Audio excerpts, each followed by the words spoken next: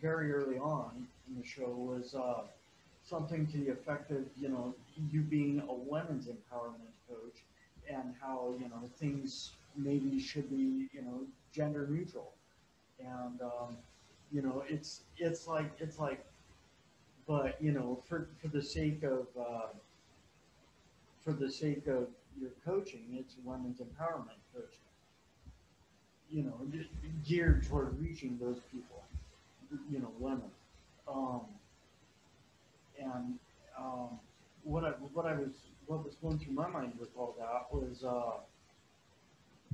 it's like I maybe I'm reading a book or reading an article on women's psychology, or just happen to be reading an article that I think is about psychology. A little ways in, turns out to be women's psychology.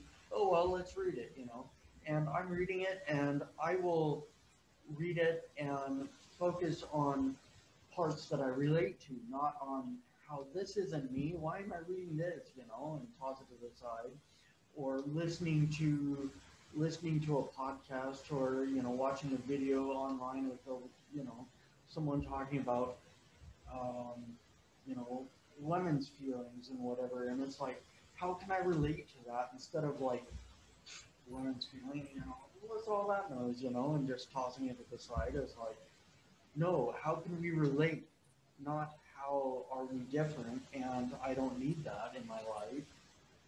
That's where I'm at. Yeah, I definitely think that that is what it's something that I hope people get to. It's a place that I'm always preaching and sometimes preaching to the choir, because sometimes it's me, right? I gotta look at myself and be like, girl, that fits you too, boo. Don't think just because it was a guy or just because it was men, like, no, it's you too. Don't do that whole gender thing. Like, just pick up the wellness wherever you can get it. But people have to get there. People got to get there, and I'm good with that. Like, I'm good with meeting people where they're at. I'm good with being pliable. I know when I first started out 3 years ago, I was like talking to everybody. I would like, even on like just a post, like you could see where I was like wanting to name everybody so they could feel included, because I know people will distance themselves or exclude themselves.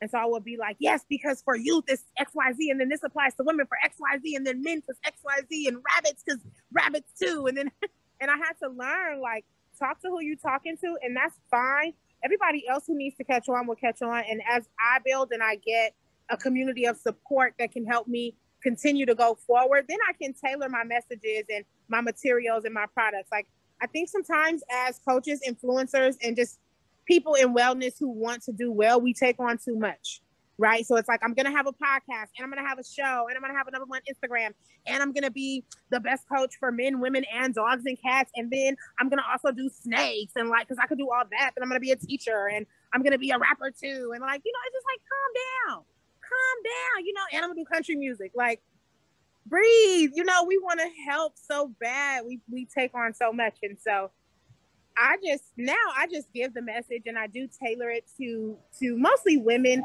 But yeah, I know that men still hear me, and I know that I still speak to y'all. And I have men in the DMs actually saying like, we want something for us. We want a class for us. And I'm like, it's coming. But you just, a big part of giving back and service and being in or having a wellness business and coaching is that you have to know how much you can take, right? So right now it's the women. I'm getting them to tell their stories, be empowered to walk in their light and become entrepreneurs. And next it'll be the men. So we'll see. Yeah. Um, but yeah, it's like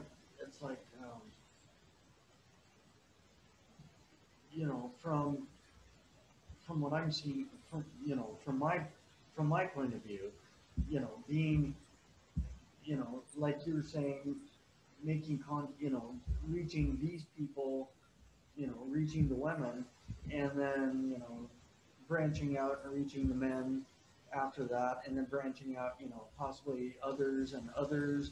And it's like, um, there's that side, and then there's from the givers, maybe the giver point of view. or the giver side, and then from the receiver side, there's sort of what's going on, what's going through my mind right now is that where I come from, the place where I come from, I got into a 12-step program when I was 16 years old, and been clean and sober ever since. And but what I was, one thing I was taught and was impressed upon me from the very beginning of that was look for the similarities, not the differences. And up until that point, I had always been looking for differences, not similarities. And that kept me um, well distant, of course, because I was never looking for what kept me close. I was looking for what kept me far away, and Mm-hmm. looking for the differences. Anything that you know, well, I'm not in that group. I'm not in popularity or the popular circle because I'm different because of these things. And it's like I'm not. I can't be. I can't be. I can't have any abundance because I'm not. I'm not like those people, and here's why. So I'll just stay back here in Right. non-abundance. Well, now I'm Right. looking for these similarities, and it's like, how can I fit in there? Instead of how can I stay out here solo on my own, alone? That's where I'm at with all that, and it's like, um, sort of, looking for similarities. Once you find the similarities and if you gain access to the same solutions and you can have access to the same abundance or have access to your own abundance and solutions in your own life. I definitely see that that is necessary. And this is where I think the conversation is so critical when we're talking about wellness, is the conversation of unification versus separation, like looking at things very globally and inclusively versus looking at things very strategically and demographically or separated. And I think that both are necessary. I think on the one hand, there does have to be some level of inclusive healing and reflection and studying and outreach, because that's the only way to create unification. But I think, quite honestly, because of my experiences with being a woman of color, being a woman, and navigating both of those things separately and cohesively in this country, there does need to be a continued conversation around how to specifically be well as a Black woman, as a Black man, as a biracial person, as a person of color. And it does have to be very specific. The way that an Asian American woman needs to thrive in this country is not going to look the same as an African American woman. And I know that because of the socioeconomic factors, oppressions, and realities that we live with, right? And so ultimately, what I do is I come from a place of saying, I know that I'm here to speak to a specific audience and have a tailored voice. And it's my job to show up for those women and youth, and ultimately the men, to say, as a Black woman, here are some things that you can do to be well, specifically for you. However, my goal is to impart that upon people in a way that gives them the global mindset to then go back and be inclusive. So it's basically like, I can't even begin to talk to my people or be audacious enough to tell you, look inclusive, look outwardly, let's all unify, when I know that we're not right culturally and we're not right independently within. And so I look at that and I say, okay, I am a very global, thought-minded person. I want people to get along, and I believe that as a whole community, we can do that. But I know that as an internal community, there's a few things in-house that we got to get right. And so when I have that mindset, it tells me that we do have to be careful about making everything general, but everything needs to be looped back into humanity. Because at the end of the day, if I'm only thinking like a Black woman for Black women, then that's not good to the greater good of society, because now I may be having a mindset that wants to put other people at risk, and that only harms me in the long run, right? If it's good for me, it's good for you. If it's bad for you, it's bad for me. So I just think as we have these conversations about wellness and inclusivity and uniformity, that it is important to say that no, Black women need their own programs to be well, because traditionally there's so many issues around us having a voice and being able to establish what that looks like in a way that works for us, right? And the same systems that work for everybody else, we know don't work for us because we're hurting, we're toxic, right? And I also think we need to be able to loop that back into how to be cohesive as a part of society and contribute to the greater good of humans, right? So yeah. I just feel like we all just working, and everybody needs to just clock in every day and do something. Just do something, damn it. Just just do something good. Yeah, it's yeah. What was just going through my mind as you were saying that about being a Black woman, and and helping other Black women get to that place is the as I see it, the group. Let me see how is it? Yeah, the group as a group, you get to a certain place, where as a community you get to a certain place, but in order to get there as a group, you have to get there as individuals too. So it's I'm totally down with what you're saying there about having to reach a specific demographic at a time, or in each scenario, because it's like each individual demographic, or each little part of the whole has to do its own little, has to work at it in their own angle, their own way. So yeah, I totally get what you're saying. Yeah, we got a lot of societal work to do.